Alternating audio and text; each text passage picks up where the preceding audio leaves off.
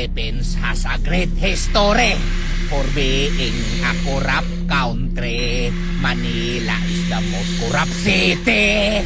Naadid tong mga yawa o peste, ruled by political dynasty. Always hungry sila sa money. Mga buayang nagsabotahe, kinurakot nga kwarta di malita pirme. Philippines is a corrupt country. Because of political dynasty. Nasulod ta sa top 3. According to our geography, Philippines is a corrupt country. Sa